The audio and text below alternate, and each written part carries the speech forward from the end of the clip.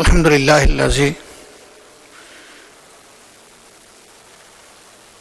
সালামুন আলা নবিয়্যি আউযু বিল্লাহি মিনাশ শাইতানির রাজীম আল্লাযী খালাকাল মাউতা ওয়াল হায়াতা লিয়াবলুয়াকুম আইয়ুকুম আহসানু আমালা ওয়া হুয়াল আজিজুল গফুর সাদাকাল্লাহুল মাওলানাল আযীম। আজকে একজন মহান ব্যক্তি, যিনি ছয় বার এই পার্লামেন্টের সদস্য নির্বাচিত হয়ে জাতীয় গুরুদায়িত্ব পালন করেছেন, যিনি মহান পার্লামেন্টের স্পিকার ছিলেন, যিনি অস্থায়ী রাষ্ট্রপতি ছিলেন, আইন অঙ্গনের একজন তারকা আইনজীবী ছিলেন। আজকে তিনি দুনিয়া থেকে বিদায় নিয়েছেন। আমি সূরা মুলকের দ্বিতীয় আয়াতটি এখানে তেলাওয়াত করেছি। আল্লাহ রাব্বুল আলামিন এই আয়াতে সমস্ত মানব জাতিকে স্মরণ করিয়ে দিয়ে বলছেন, আল্লাযী খালাকাল মাউতা ওয়াল হায়াত, তিনি সেই মহান সত্তা যিনি তোমাদেরকে মৃত্যু এবং জীবন উপহার দিয়েছেন। আগে মৃত্যুর কথা বলেছেন আল্লাহ তাআলা, লিয়াবলুয়াকুম, যেন তিনি তোমাদেরকে পরীক্ষা করতে পারেন। আইয়ুকুম, তোমাদের মধ্যে কে আহসানু আমালা, অধিকারী, উত্তম আমলের অধিকারী। ওয়া হুয়াল আজিজুল গফুর,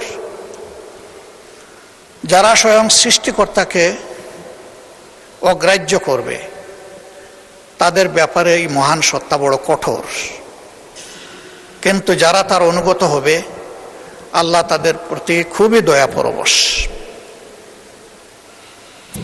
এই আয়াতে আল্লাহ তাআলা আমাদের সকলকেই স্মরণ করিয়ে দিয়েছেন যে কোনো উদ্দেশ্যহীনভাবে আমাদেরকে তৈরি করা হয়নি। উদ্দেশ্য একটাই, ভালো কাজ করা। আর ভালো মানুষের পরিচয় আল্লাহ নবী বলেছেন, খায়রুন নাস মান ইয়ানফাউন নাস, মানুষের মধ্যে সেই উত্তম যে মানুষের কল্যাণে লেগে থাকে। আমি এই মহান ব্যক্তিকে গভীর শ্রদ্ধায় স্মরণ করছি। তিনি পেশাগত জীবনে এবং রাজনীতিবিদ হিসাবে তিনি সফল এবং কালারফুল। ব্যক্তি এবং দল হিসাবে আমি এবং আমরা তার ক্লায়েন্ট ছিলাম,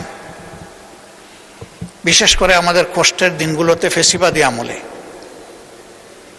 আইনের জাতাকলে যখন আমরা পিষ্ট,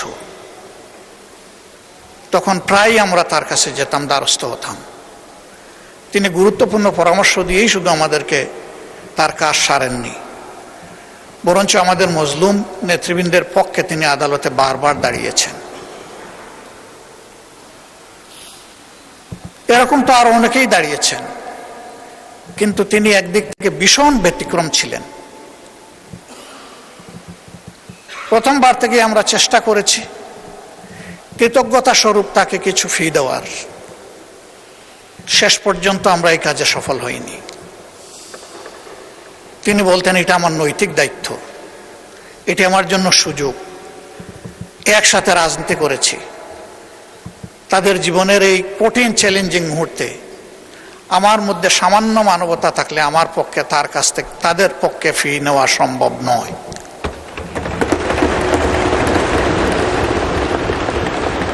তার এই অবদান স্মরণ করে আমার চোখে পানি আসছে। আমরা তার ঋণ পরিশোধ করতে পারবো না। তিনি স্পিকার হিসাবে পার্লামেন্টকে প্রাণবন্ত করে রাখতেন, আর আইনের অঙ্গনে তিনি অনেকের গুরু। তার চলন বলন সব কিছুই ছিল শিক্ষণীয়। কিন্তু এরপরে তিনি মানুষ, কোনো মানুষই আমরা ভুলের ঊর্ধ্বে না।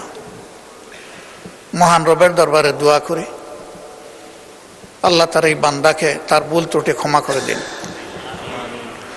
তার কোনো গুনাহ থাকলে আল্লাহ তাআলা নেকিতে রূপান্তরিত করে দিন, এবং আল্লাহ তাআলা তার এই অনন্ত সফরে নিজেই তার সঙ্গী হিসাবে উত্তম ফেরেশতাদেরকে নিয়োজিত করুন। কবরের জিন্দেগিতে আল্লাহ তাআলা তার কবরটাকে জান্নাতের নূর দিয়ে প্লাবিত করুন, প্রশস্ত করুন।